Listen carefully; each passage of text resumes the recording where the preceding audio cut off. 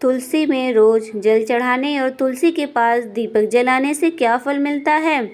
एक बार की बात है, देवी सत्यभामा भगवान श्री कृष्ण के पास आती हैं और उनसे पूछने लगती हैं, हे स्वामी, आप नित्य तुलसी को जल देते हैं और देवी रुक्मणी नित्य तुलसी के पास दीपक जलाती हैं, इसके पीछे क्या रहस्य है। कृपया आप मुझे तुलसी को जल देने और तुलसी के पास दीपक जलाने का महत्व सुनाइए। भगवान श्री कृष्ण कहते हैं, हे देवी सत्यभामा, तुमने अत्यंत महत्वपूर्ण प्रश्न किया है। देवी तुलसी लक्ष्मी का ही अवतार हैं। देवी तुलसी भगवान विष्णु को अत्यंत प्रिय हैं, इसलिए यह मुझे भी सबसे अधिक प्रिय है। मासों में कार्तिक और वनस्पतियों में मुझे तुलसी प्रिय है। जो भी मनुष्य तुलसी को जल देता है उस पर मेरी कृपा सदैव बनी रहती है। जो भी मुझे तुलसी पत्र डालकर भगवान को चढ़ाता है मैं उसे प्रेम से स्वीकार करती हूँ। तुलसी पत्र के बिना मैं किसी भी प्रकार का भोग स्वीकार नहीं करता हूँ। हे देवी, अब मैं तुम्हें तुलसी को जल देने और तुलसी के पास दीपक जलाने का महत्व सुनाता हूँ, इसलिए तुम इस कथा को ध्यान से सुनो। जो भी स्त्री इस कथा को ध्यान से पूरा सुनती है वो सदा सुहागन रहती है, उसके घर में सुख समृद्धि आती है और दरिद्रता का नाश होता है। देवी सत्यभामा कहती हैं, हे स्वामी, मैं इस कथा को ध्यान से पूरा सुनूंगी, कृपा आप मुझसे वह कथा कहिए।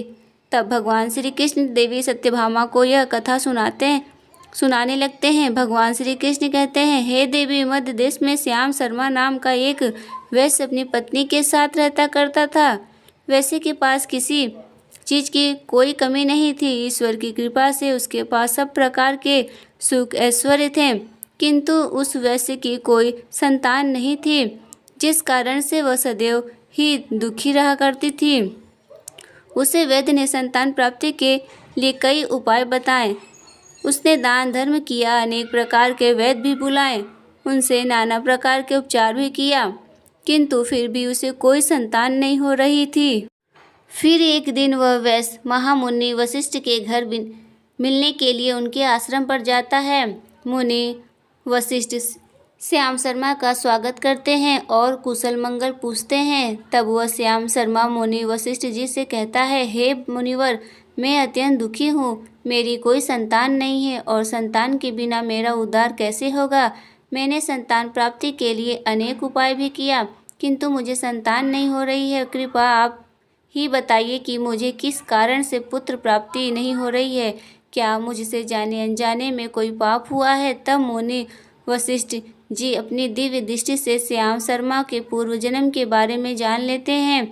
वशिष्ठ जी कहते हैं, हे वत्स, पिछले जन्म में तुम्हारे द्वारा घोर पाप हो गया था, इस कारण से तुम्हें इस जन्म के संतान सुख प्राप्त नहीं हो रहा है। वैश्या शर्मा कहती है, हे मुनिवर, कृपा मुझे बताइए, मुझसे जन्म में मुझसे कौन सा पाप हुआ था और उस पाप से मुक्ति होने के लिए मुझे कौन सा उपाय करना चाहिए।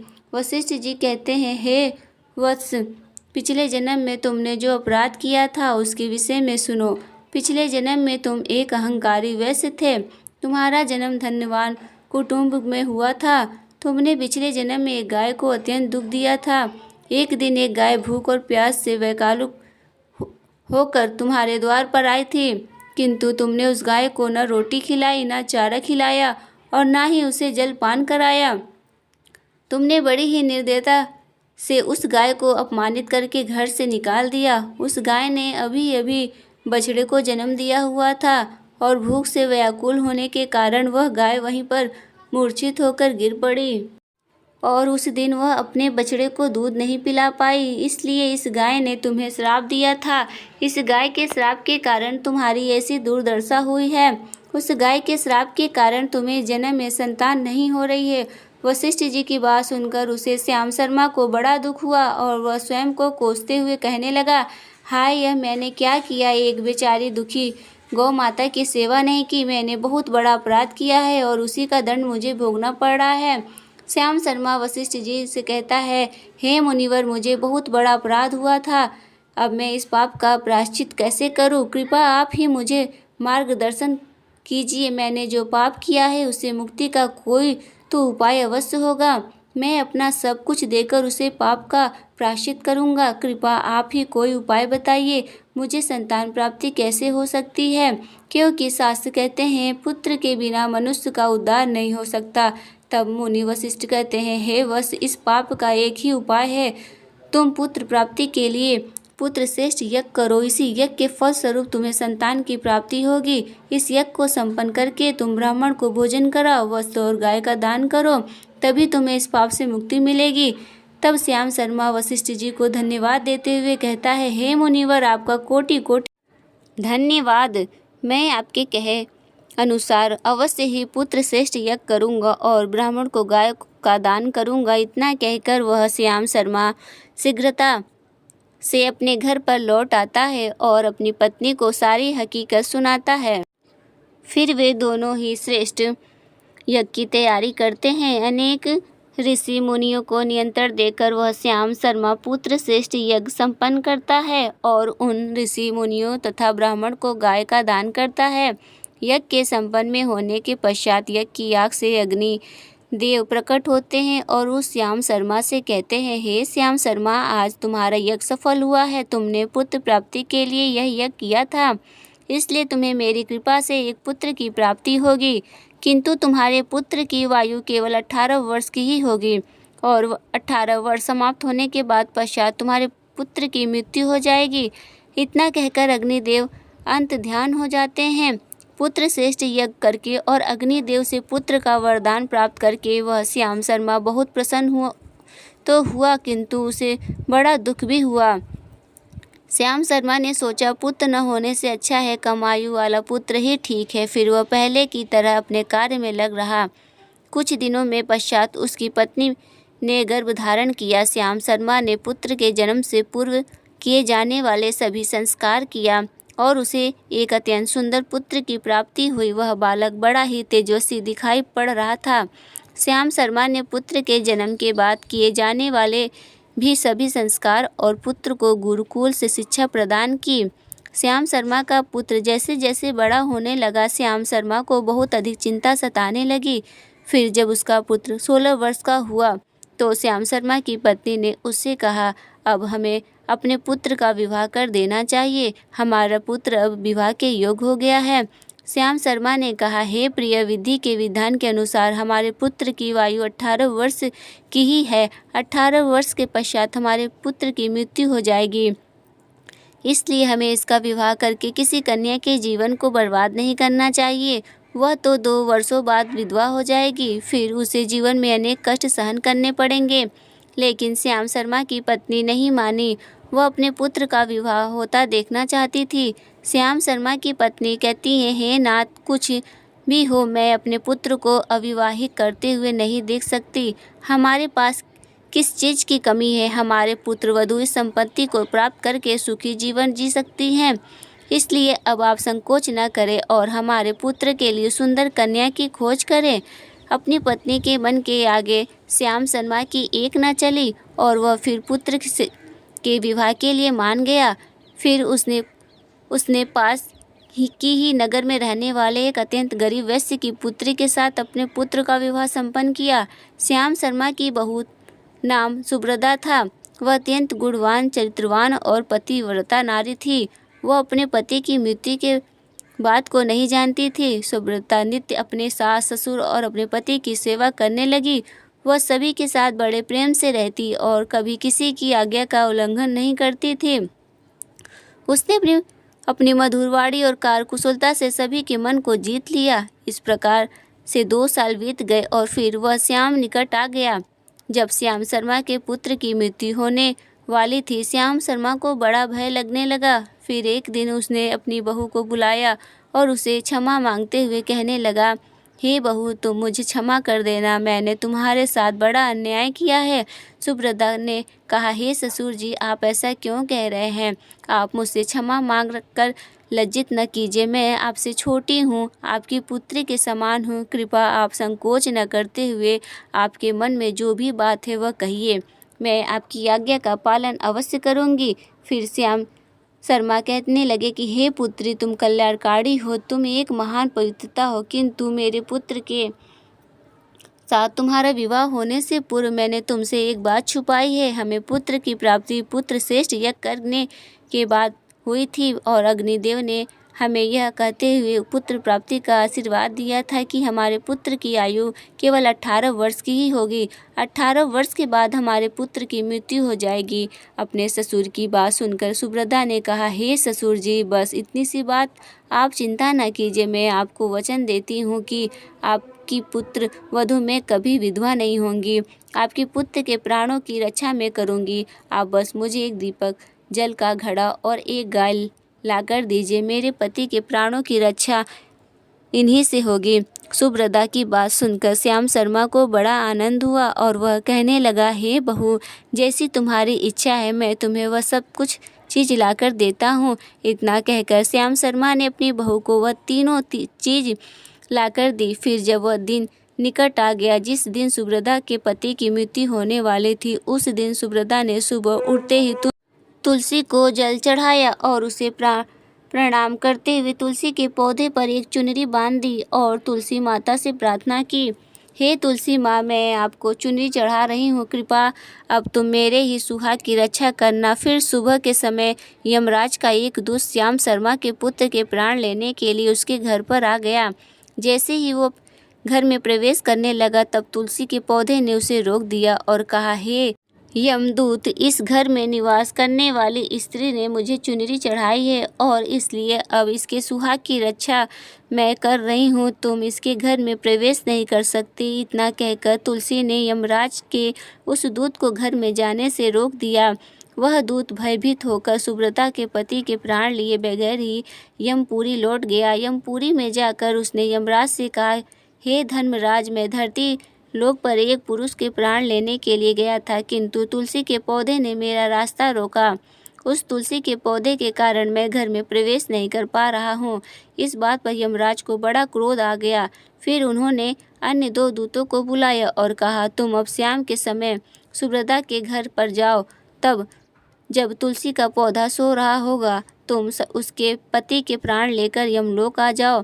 फिर शाम के समय यमराज के दो दूत सुभद्रा के घर की ओर निकल पड़े। सुभद्रा ने शाम होते हुए तुलसी के पास एक दीपक जला दिया और उसने प्रार्थना की, हे दीपक, अब तुम ही मेरे पति के प्राणों की रक्षा करो। यह के दूत मेरे पति के प्राण देने के लिए आ रहे हैं। फिर शाम हो गई है। तुलसी का पौधा सो गया और यमराज के दो पुत्र सुभद्रा के घर के सामने आकर खड़े हो गए और सोचने लगे, अब तो इस मनुष्य के प्राण लेकर ही हम यमपुरी लौटेंगे।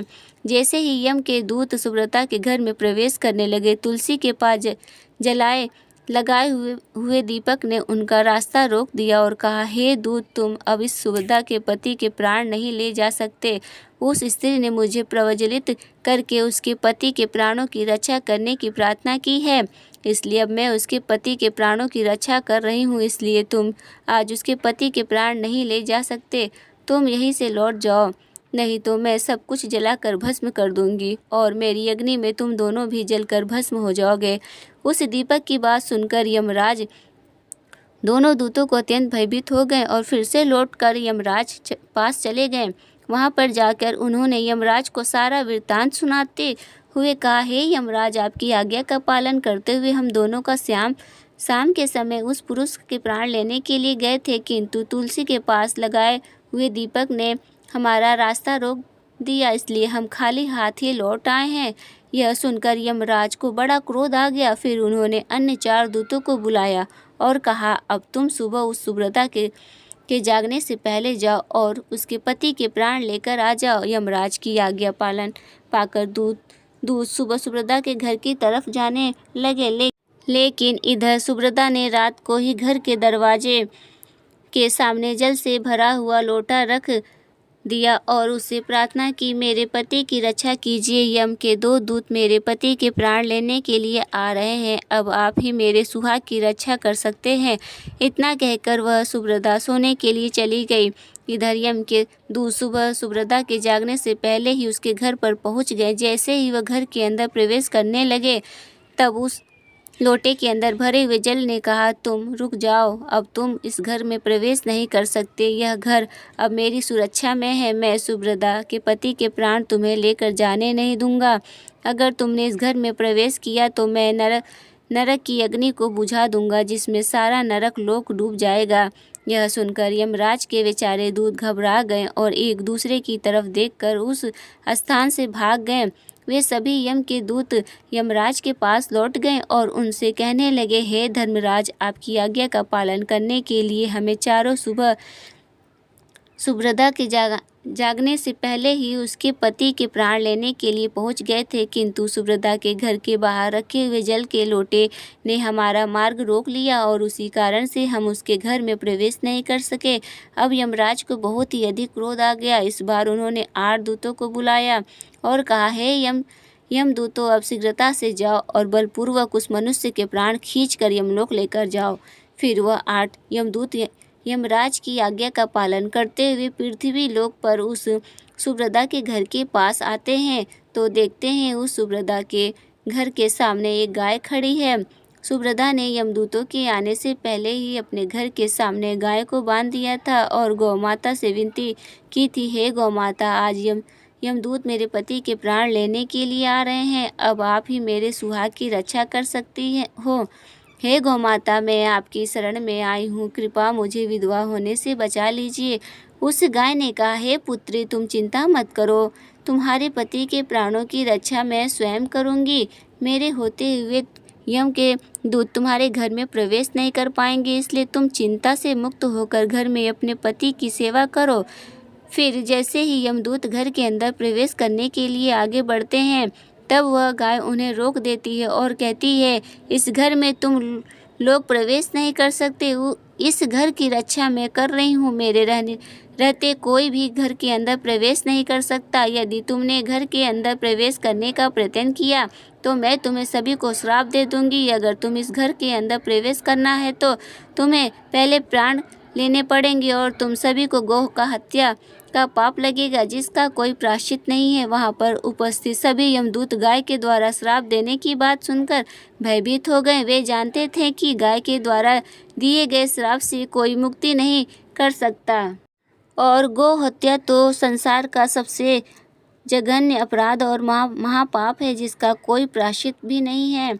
इसलिए वे सभी वहां से लौट कर यमराज के पास चले गए। यमपुरी जाकर उन यमदूतों ने यमराज को सारा वृत्तांत सुनाते हुए कहा, हे धर्मराज, उस सुभद्रा के पति के प्राणों की रक्षा एक गाय कर रही है। उस गाय ने हमें श्राप देने की बात कही, इसलिए हम सभी भयभीत होकर वापस लौट आए। हम में गाय का सामना करने की शक्ति नहीं है। उन यमदूतों की बात सुनकर यमराज आग बबूला हो गए और स्वयं भैंस पर सवार होकर पृथ्वी लोक की ओर निकल पड़े। यमराज अपने भैंस पर सवार होकर उस सुभद्रा के घर के पास चले आते हैं।